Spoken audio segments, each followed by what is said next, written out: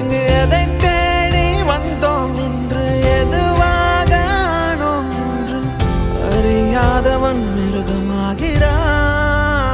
நான் யார் இறைவா, விடைத்தாய் இறைவா.